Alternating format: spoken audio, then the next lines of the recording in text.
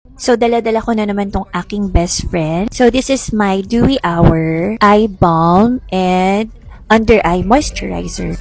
Napansin nyo ba na palapit na ang summer dahil sobrang init ng panahon ngayon. And ito nga, naglalagay na ako ng Dewy Hour kasi nga ang init. Pero syempre, may sunblock pa rin tayo and yung mga skincare. Pero hindi ko alam, talagang best friend ko na tong si Dewy Hour. Kumbaga sa inhaler, parang ito naman yung ginagamit ko para sa mata ko. And every time na mabigat yung mata ko, nag-a-apply. Lalo na ganitong mainit, sobrang sakit ng mata ko sa init ng araw. And before ako mag-shades, ito, naglalagay ako nito.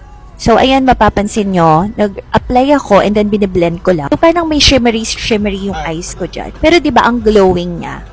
At kung mapapansin nyo, malalim talaga yung eye bags. Pero dahil nga, since December, nung una ko itong binili, until now, gamit ko pa rin siya. And ayan nga, nag-lessen yung dryness ng under eye ko, yung crease, and yung puffiness ng mata ko. Diba? Naka-makeup na ako, tapos nilagyan ko siya. Ganyan lang naman yung effect niya. And then gusto nyo, yan, i-blend mo lang siya. Parang may, ano lang, shimmery lang yung, parang kang may highlighter.